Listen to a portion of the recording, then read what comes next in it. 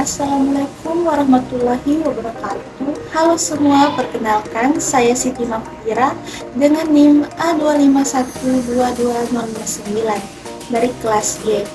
Nah, pada video ini saya akan membahas materi mengenai teori kinetik gas, yaitu penurunan rumus.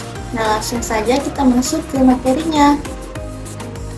Sebelumnya kita harus tahu apa itu teori kinetik gas.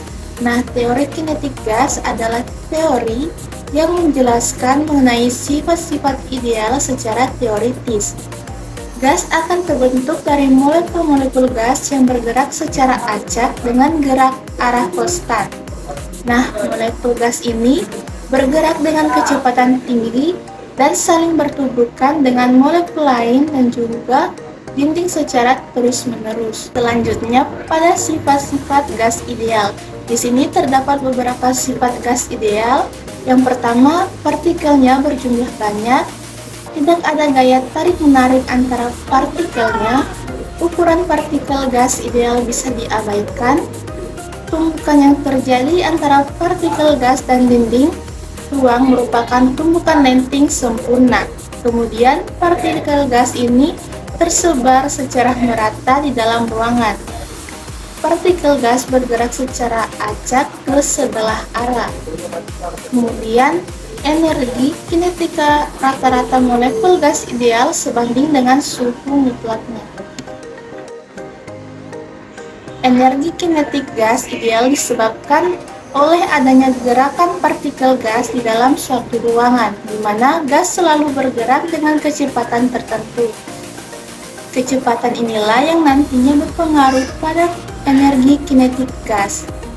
Nah, secara matematis, rumus dari energi kinetik gas yaitu EK sama dengan K per 2 KT atau K per 2 NKT atau K per 2 nRT, di mana EK adalah energi kinetik partikel gas, K-nya adalah konstanta Boltzmann, N-nya adalah jumlah partikel gas ideal, T yaitu suhu gas, dan R adalah ketetapan gas ideal.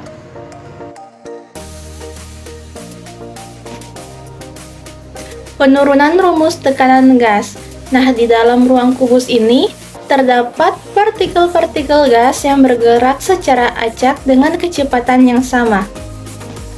Untuk menurunkan persamaan ini, kita tinjau untuk satu partikel gas dulu dan satu sumbu agar dapat turunannya. Lalu kita tinjau pada sumbu X, Y, dan Z. Nah, misalnya terdapat partikel gas dengan massa M bergerak dengan kecepatan V, lalu partikel gas M menumbuk dinding pada ruangan ini dan berbalik arah dengan kecepatan sebesar V. Nah, V positif karena arahnya ke kanan dan V negatif karena arahnya ke kiri. Maka, jika kita lihat dari satu sumbu di mana di sini kita menggunakan sumbu X, yaitu sumbu yang pertama. Kita ingat terlebih dahulu hubungan antara impuls dengan momentum. Bahwa impuls adalah perubahan dari momentum, sedangkan rumus dari momentum sendiri yaitu V dikali delta T sama dengan mv2x min v1x, di mana perubahan momentum M dikalikan dengan V. Karena kita tinjau pada sumbu min X, berarti kita ambil terhadap sumbu min X, yaitu V2X dikurangkan dengan V1X, maka V2X ini adalah sebesar V ke kanan bertanda positif, sedangkan V1X bertanda negatif dengan arah ke kiri. Nah, mengapa hasilnya menjadi 2mv? Dikarenakan F dikali delta T sama dengan 2mv menjadi persamaan pertama. Kemudian partikel gas ini bergerak dengan kecepatan yang sama atau tetap, berarti nanti melakukan gerak lurus beraturan yaitu GLB. GLB sendiri yaitu S sama dengan V dikali delta T. Dalam mencari jarak atau S, maka V dikalikan dengan delta T, V V adalah kecepatan dan delta T adalah selisih waktu. V di sini adalah jarak yang ditempuh, berarti jika kita lihat pada gambar maka jarak yang ditempuh di sini adalah L. Lalu berbalik lagi sejauh L, maka total jaraknya yaitu 2L. Nah, di sini dapat ditulis S sama dengan L, maka 2L sama dengan V dikali delta T. Delta T yaitu 2L per V akan menjadi persamaan kedua. Nah, dari persamaan 1 dan 2 maka kita substitusikan delta T ke persamaan 1. Kita peroleh V dikali 2L per V sama dengan 2mV dikali L sama dengan mv kuadrat karena 2 dan 2 minnya dicoret. Nah, ini akan menjadi persamaan ketiga. Lalu kita ingat kembali hubungan antara gaya terhadap tekanan, bahwa tekanan rumusnya adalah P sama dengan V per A, yaitu tekanan sama dengan gaya. Nah, A sendiri adalah luas penampang. Dari sini kita dapat peroleh F sama dengan P dikali A. Ini akan menjadi persamaan yang keempat. Lalu kita substitusi persamaan ketiga, kita ganti nilai F-nya, lalu kita dapat memperoleh F dikali L sama dengan mv kuadrat. Sedangkan nilai F sendiri yaitu PA. Nah, PA ini dikalikan dengan L sama dengan mv kuadrat. Ingat bahwa A adalah luas penampang atau luas alas dikali dengan tinggi, yaitu L. Dikali dengan tinggi juga yaitu volume, maka AL sama dengan VP dikali V, karena AL yang sama dengan V sama dengan mv kuadrat. Lalu kalau kita ganti maka dapat kita peroleh PV sama dengan mv kuadrat. Ini akan menjadi persamaan yang kelima. Selanjutnya kita tinjau pada sumbu X, sumbu Y, dan Z. Nah, dengan kecepatan yang sama maka Vx sama dengan Vy sama dengan Vz sama dengan V. Lalu jika kita cari nilai V rata-ratanya sama dengan akar dari Fx kuadrat ditambah Vy kuadrat ditambah Vz kuadrat. Karena nilai Fx nya sama dengan V, nilai Vy-nya juga V, dan nilai Fx-nya juga V, maka rata-ratanya sama dengan akar dari 3V kuadrat, yaitu 1/3V. Rata-rata kuadrat ini akan menjadi persamaan ke-6.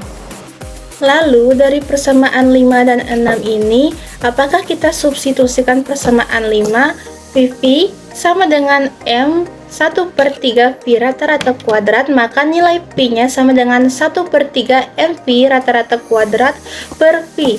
Ini untuk satu partikel gas. Nah, bagaimana jika untuk N jumlah partikel gas? Maka rumusnya menjadi P sama dengan 1/3 Nm V rata-rata kuadrat per V. Ini merupakan rumus tekanan dari partikel gas.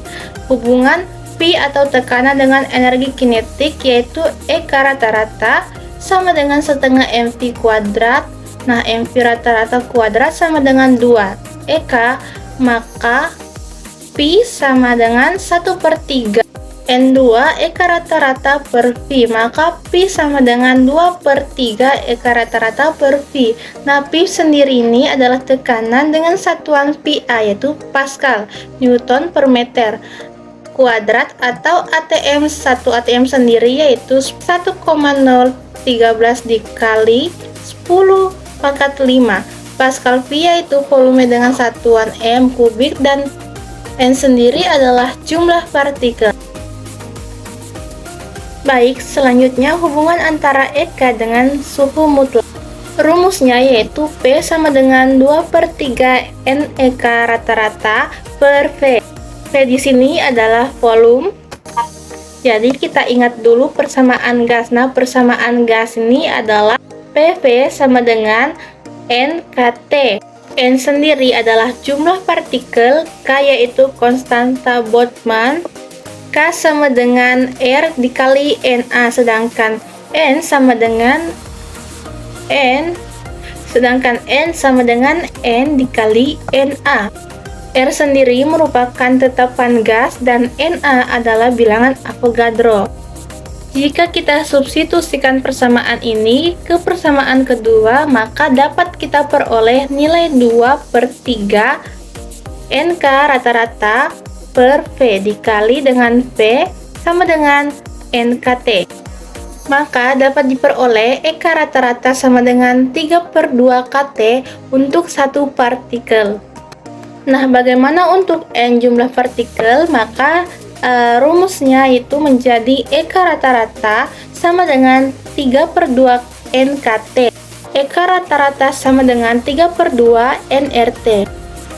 Hubungan Eka dengan suhu adalah sebanding. Jika suhu naik, maka energi kinetik rata-rata pun akan naik apabila gas dihubungkan dengan suhu. Sekarang kita tentukan kecepatan efektif gas atau RMS. Jadi untuk kecepatan ini kita hubungkan saja antara Eka rata-rata dengan suhu. Yang pertama, Eka rata-rata sama dengan setengah mv kuadrat sama dengan 3/2 nRT. Karena ada 2, maka duanya ini kita coret, maka Vrms-nya sama dengan akar dari 3 nRT per M. Dan yang kedua, karena N atau mol berhubungan dengan G atau massa, kita ganti ke persamaan sebelumnya, maka diperoleh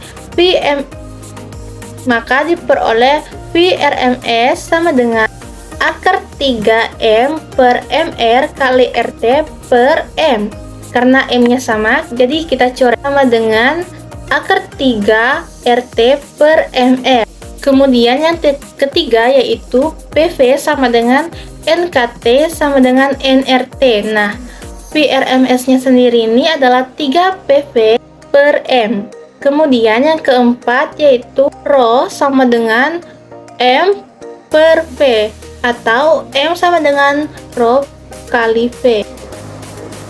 Vrms-nya sama dengan akar 3 PV per Rho kali V. Nah, karena V-nya sama, jadi kita coret, sehingga hasilnya menjadi akar 3P per Rho. Dan yang kelima, Vrms-nya sama dengan akar 3 NKT per M.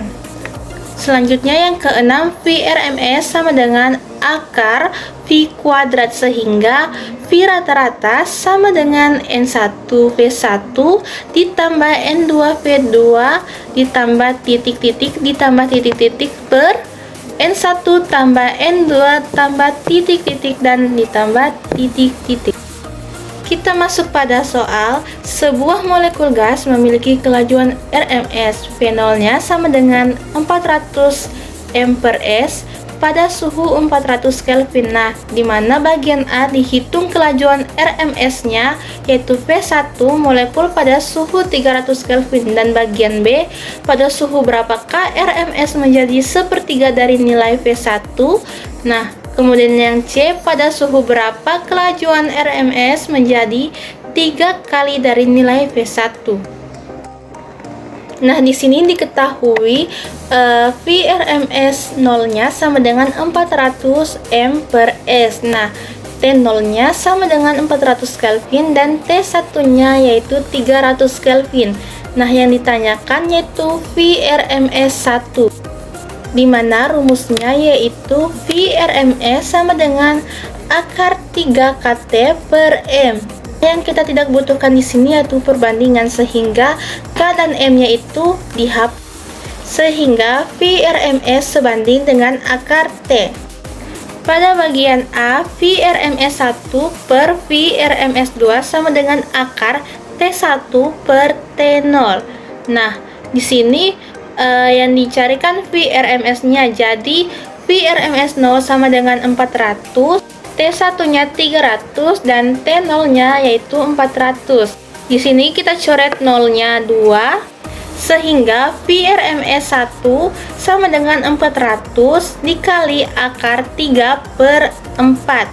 Hasilnya yaitu 346,41 M per S.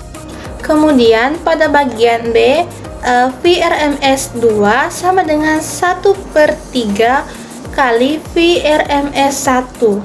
Yang ditanya adalah T2-nya.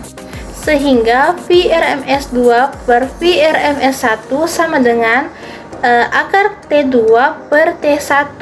Nah, di sini kita kasih masuk hasilnya. Vrms 2 yaitu 1/3 Vrms 1.